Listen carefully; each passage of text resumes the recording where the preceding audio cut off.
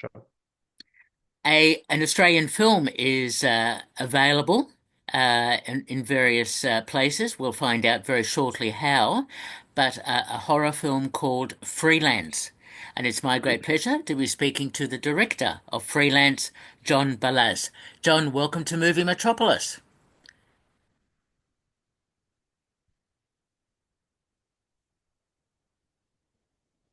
Thank you very much for having me. Pleasure to be here. Great to talk to you. This is such a fascinating story about a video editor who gets in too deep. What was the inspiration behind the story? And I gather the writer was Mike Gerbino.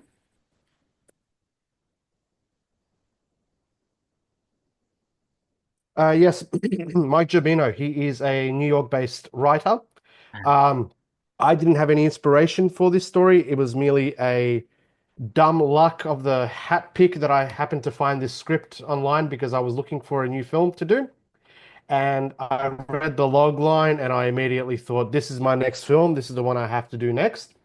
And from there, I contacted Mike and said, does anybody have the rights to this script? And he said, no, but I am making a short film version of it. So I said, listen, you can do whatever you want, make the short film, do whatever, but I want the feature film rights because I must have this script. So he went away and he did the short film version, which played at some festivals and it did really well. Ah, And then I took away the rights to the feature film, but it was lightning in a bottle for me because I wasn't expecting it to read so well. But I knew I wanted to do it. I think maybe 10 pages into the script because I couldn't put it down. okay, okay.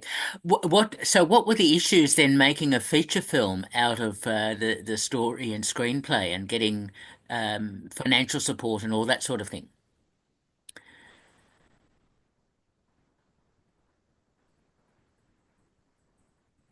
Well, I mean, prior to this film, I've already done a feature film, pretty much the same method, the same way, the same methods, almost the same cast and crew as well.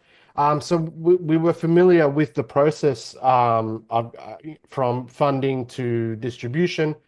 So I actually walked into this one a bit more comfortable than my first feature because I already had experience and knew what I was doing.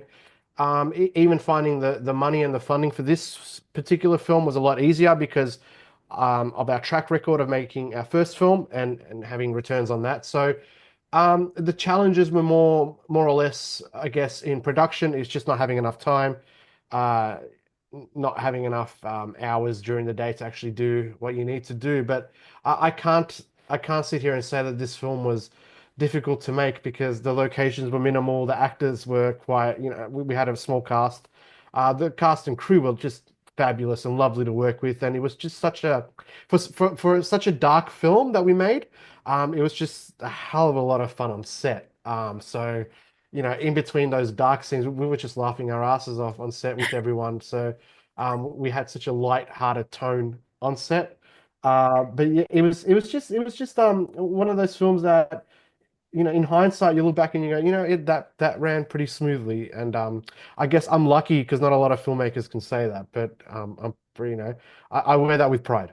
I wear Oh, that with well pride. done on that, yes. Because I mean, you're dealing with a tricky issue here of snuff films, and how and how a woman gets involved in editing these films, and they get Mhm. progressively worse as it goes along, without revealing too much to spoil the film.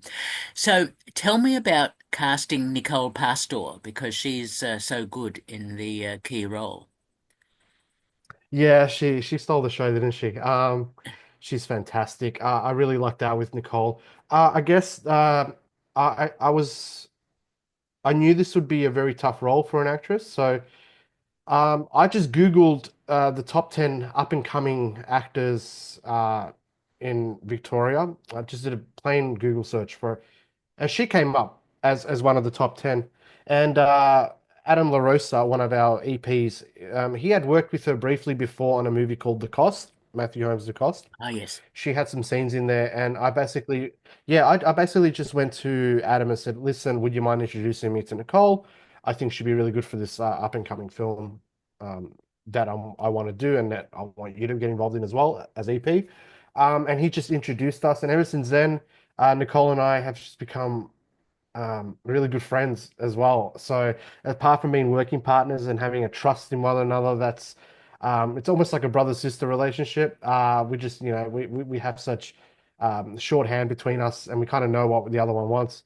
But yeah, it was she came on board and she loved the script, and this is her first feature film role as well. So she had a lot to prove. She had a lot to prove for herself as well, and she had a lot to prove to I guess the industry. For them to take a bit of notice of her, to recognize her talent, and she just went into this role with such dedication and passion, and she was so ready and committed. And I think it really does come out on screen because a lot of the praise for the film has been because of her performance. She really does carry the film.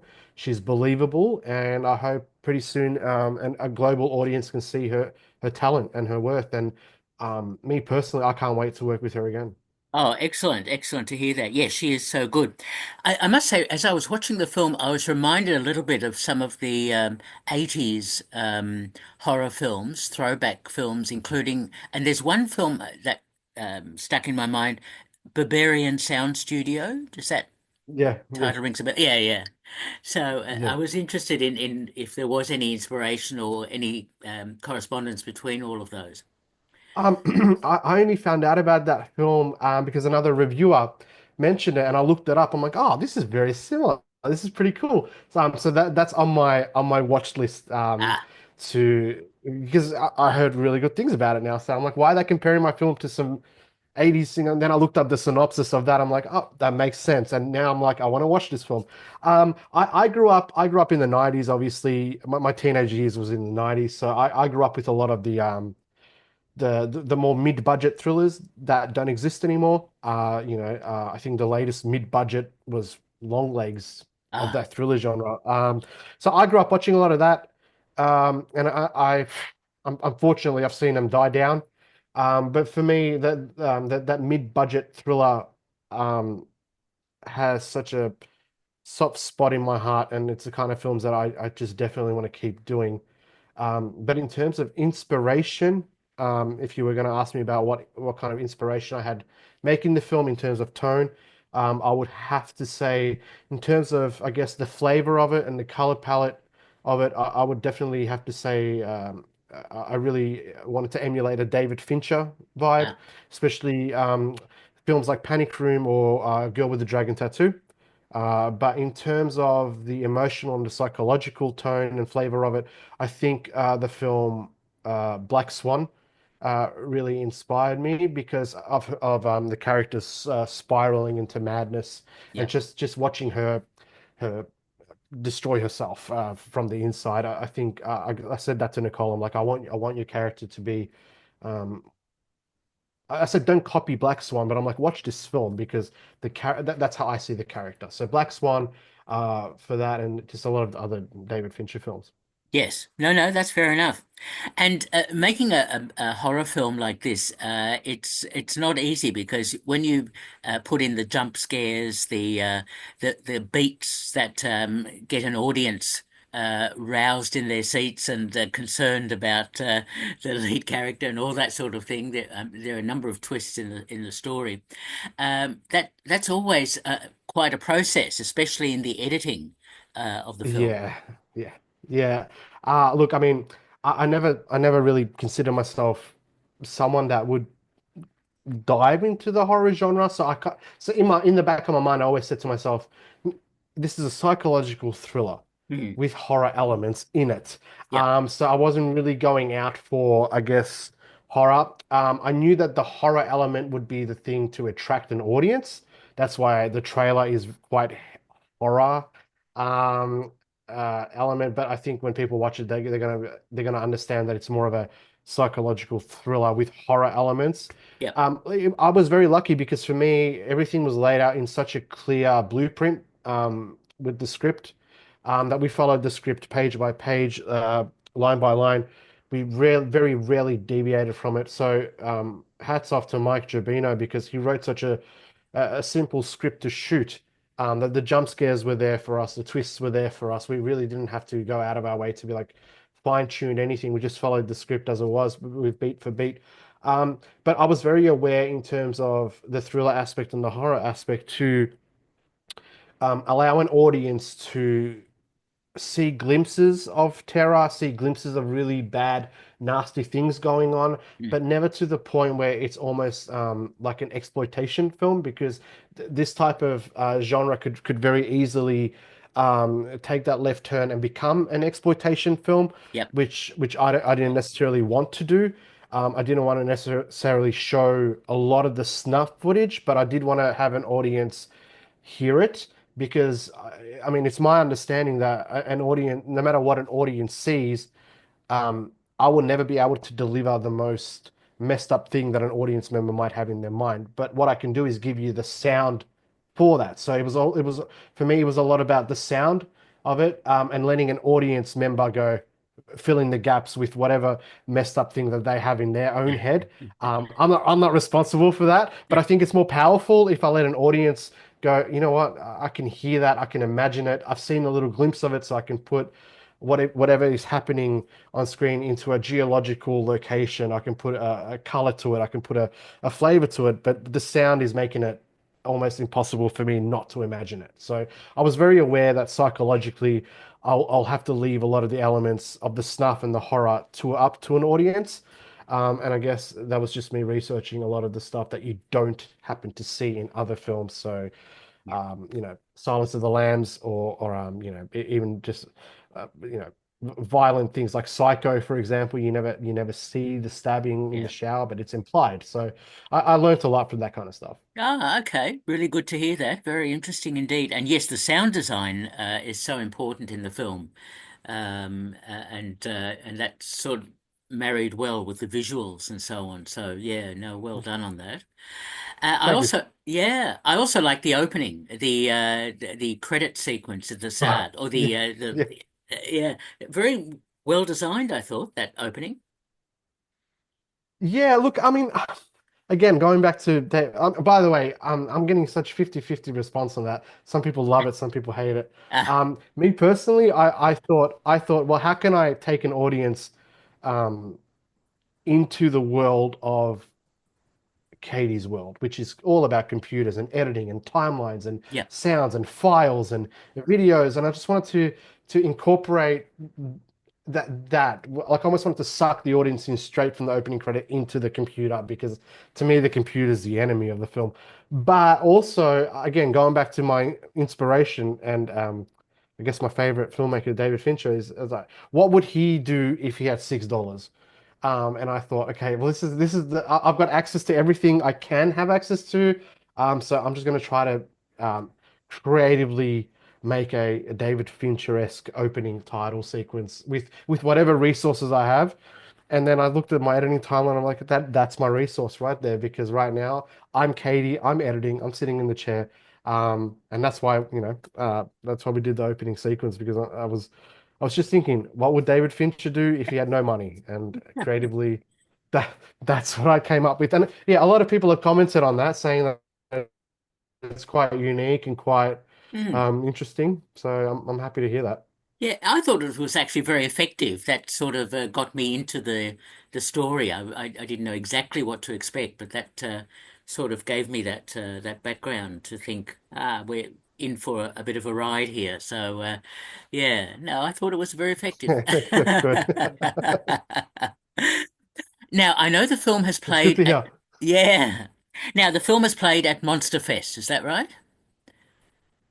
Hmm. Yep. And what Yep. responses were you getting from audiences there? Look, Fest was the first film festival that I personally have had the opportunity to be a part of and attend. Um, my first film, Rage, that got distributed right smack bang in the middle of COVID. So we never had a screening, we never had any Uh, festivals, we never had any. I couldn't stand up in front of the cast and crew and thank them publicly. So that was a bitter pill to swallow at the time. So mm, this is really the first time I've had a premiere where I'm standing in front of I guess an audience and peers and family and friends. So that was a very interesting. It was a very uncomfortable experience for me at the same time, because I don't like to stand up in front of people. But the festival organizers were really great. They were really supportive. Monster Fest is really and truly a filmmakers festival. Yeah. And it's obviously one of the biggest genre festivals in Australia. But we were very well received. We had a lot of other great films playing with us. At the same time, and unfortunately I couldn't attend. Some of the other filmmakers were my friends, and their film was playing at the same time, and I was like, Yeah. "Damn it! I wish you could have come to my film. I wish we could have gone to your film." But it was a very interesting first time film festival experience for me, and I had a great time, and the organizers were great, and the film was very well received afterwards. I had a lot of people come up to me congratulating me for it. Which was quite surprising and humbling as well. So I was very thankful and grateful for everyone who came up and supported me on the day. And that's when I turned to my wife and my producing partner, Marlene. I'm like, we got to keep doing this because it's so fulfilling. Yeah, That is great to hear. I'm glad you got that yeah. sort of response. So, how is freelance going to be rolled out after today? Sure. So we have a Sydney premiere on the 22nd of January. Ah. Another premiere for me to attend and stand up and talk in front of people. So um, we'll be doing that on the 22nd of January. And then on the 28th of January, it will be released in Australia through some video on demand platforms like Apple, Amazon, that kind of stuff, through Radioactive Pictures on the 28th. And also on the 28th, almost at the same time, it's getting released by Gravitas Ventures in North America, where they will be on a couple of the cable channels that we have no idea what they are in Australia, but some of the cable channels. And again, you're going to have it on your standard VODs, and then later on in the year, we'll probably get it onto perhaps some streaming services. So late January is when the world can see it and have a look at it, and then I guess throughout the year, as it gets on other platforms, I guess more of an audience will have a bit more access to it. Oh, that's great to hear. I mean, there's a real appetite now for thriller slash horror films, and your Mhm. film Freelance fits into that very nicely. So I think there is definitely an audience for it. So it really is quite an impressive film in terms of getting you into a difficult situation that the Yeah, character experiences, yeah. which I found quite fascinating. So, John, are you working on another film at the moment? Yes. So I have come up with the way I work is I come up with outlines and story beats, and then I pass it off to a script writer. And Mike and I have been talking about another film coming up. Uh, Similar flavor and tone. This one's about AI. So it's very much in the zeitgeist at the moment. So uh, we're just exploring that. I do like this genre of films, and I would like to make a few more within this genre. The thriller aspect of it, thriller, but also want to you learn with every film you make. So some of the things that I think I could have done better with freelance, I want to take and explore with this one as well. And I'll probably make mistakes with the next one that I'll learn on the one after. So I am working on another feature film, and I don't know when that will happen, but I'll probably start it later this year. Okay, Yeah. good to hear. Looking forward to seeing your third film. So that will No, be I appreciate it. that will be great. Um, I must ask you, John, have you seen any films very recently, either in cinema or on streaming or whatever, that impressed you? Oh, that impressed me. Yes. Oh, no, Ah, interesting. no, I haven't. I think the last time I got wowed by a film was, I mean, I have a very old soul, and it takes a lot to impress me with film. Yeah. Um, I guess the last time that I think I rewatched something and I had more appreciation for it, was Rope with Alfred Hitchcock. I Ah, looked at that, right. and I looked at that again, and I was like, that's masterful storytelling. It's masterful storytelling. Yes. As far as recently, I mean, I enjoyed Long Legs. I enjoyed Long Legs. Yep.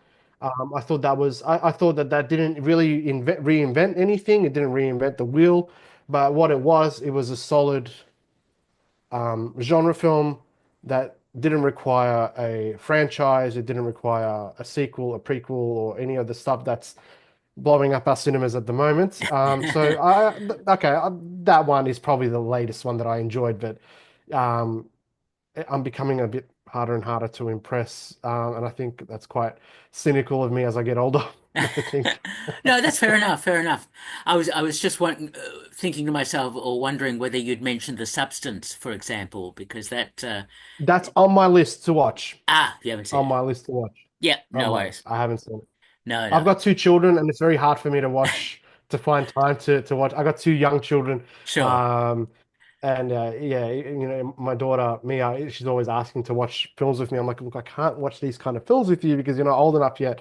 So my time is very limited, and yeah, when I do watch films, it has to be films that I'm crazy about. So sure. um, yeah, Perfectly understand. Look, congratulations, John, on Freelance, which premieres, as you said, in Sydney later this month, and then goes off onto streaming services and so on. So we've been speaking to the director of Freelance, John Balazs.